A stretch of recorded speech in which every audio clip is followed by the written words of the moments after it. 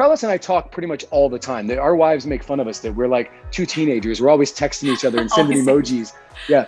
At like 3 o'clock in the morning, Marty's like, "You talking to Carlos?" I'm like, "Yeah."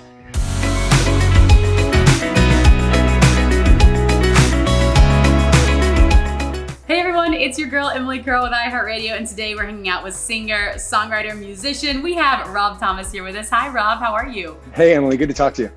It's so nice to talk with you. What has life looked like for you recently? Aside from now you're wearing jeans, you're wearing real pants to the Zoom, so that's exciting. We were just having a conversation. I've moved on from stretchy pants to actual jeans with real buttons and zippers on them.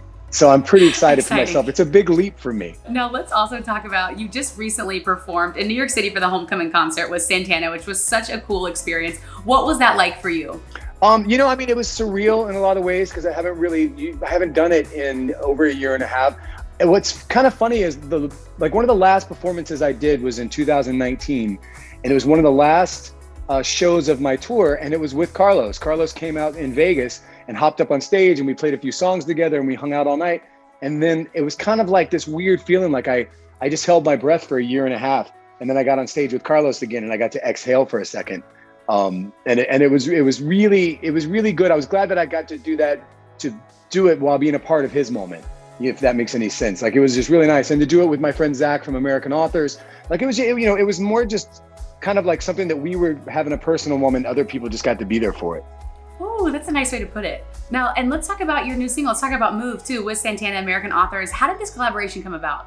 It happened really naturally. So like, if you think back 22 years ago when Carlos and I did Smooth, it was such a huge thing for us. And that happened naturally. We just couldn't see completely trying to jump on the heels of that and follow it up, right? It would have seemed disingenuous in so many ways. And I think that's why after that, I wrote a bunch of songs for Carlos for his other records. Like on that next record, I wrote a song that Seal did and Music Soul Child, and I did a song with Big Boy and Mary J. Blige, and just a lot of writing for other people and Carlos. And then this one wasn't supposed to be for Carlos. I was working with the American Author guys for a song for their record. And when it was all done, Zach sent me an email right after the session and was like, "Oh, by the way, I have this other track. We don't really have any lyrics to it or any melody. Do you want to maybe write something to it?" And I heard it, I fell in love with it. And him and I finished the song up that day. And I was like, I'm going to call Carlos, because Carlos and I talk pretty much all the time. Our wives make fun of us that we're like two teenagers. We're always texting each other and sending emojis. Yeah. At like 3 o'clock in the morning, Marty's like, "You talking to Carlos?" I'm like, "Yeah." So we're always in connection. We've always been talking about wanting to do something. And I wrote him to see if he would put some guitar on this. Like, it wasn't really meant to be. It was just, "Hey, would you put some guitar?" And he was like, "Sure." And I sent it to him. And then he called me back and was like, "No, listen, I'm going to record this song." Like, he's like, "I love this song." And it turns out I didn't realize how deep into, he had been working on this record, Blessings and Miracles, for the last year and a half, and just kind of pulling it together. And he felt like he was missing one color, like one flavor. And this seemed to be it. So this kind of finished off his album. And so it was natural. And I think that's why we felt like it was a good thing to do again. Being such great friends too, what is that like? Again, like being on stage, what is that dynamic, or even working together? Because I'm sure it's so fun. What does that look like for both of you? I mean, with Carlos, it's funny because he's a legend. He's never not going to be a legend. Even if he's my text buddy, even if we've played together a million times and we talk all the time, there's still this thing of like, when he gets up there, you're watching it, and there's a presence and there's an energy that he has, and he doesn't have that energy because he's Carlos. He's Carlos because he has that energy.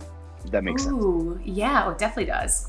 And Rob, for you, making music for so long, what keeps you inspired, excited? Like, how do you know when you're onto something? You have to, when you're writing, you have to be the listener, right? You can't control it. Like, I've never felt like a writer has control of the songs that he writes. It's always like there's a frequency that's happening above your head, and there's a song that you just kind of hear.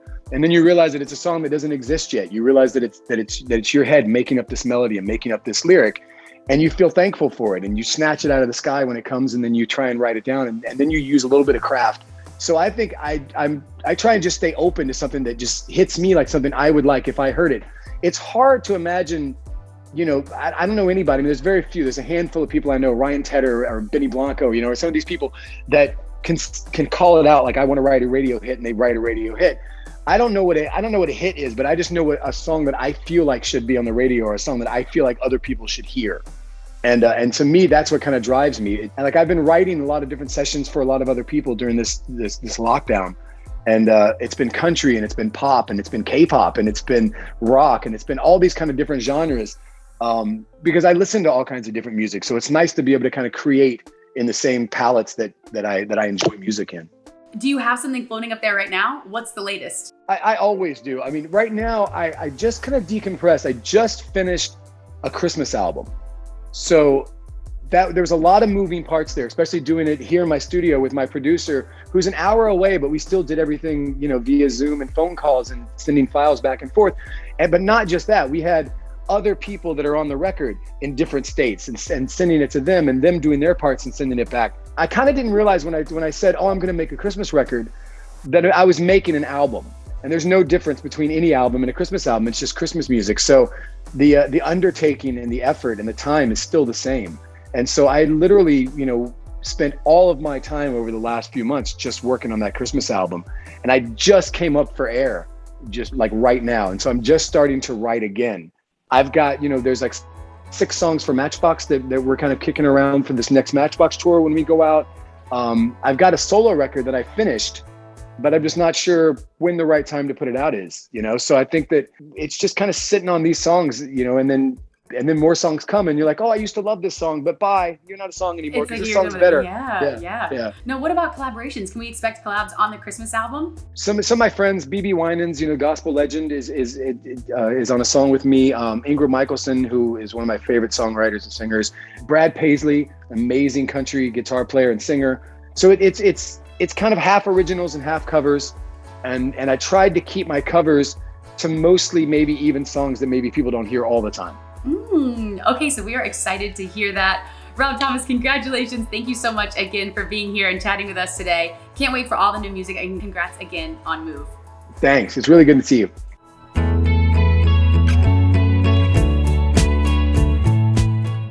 Hey guys, thanks so much for watching. Did you like that video? You can check out more over here. And don't forget to subscribe to iHeart right here. And if you're already a longtime fan, make sure you ring the bell down below so you don't miss a single video. Bye guys.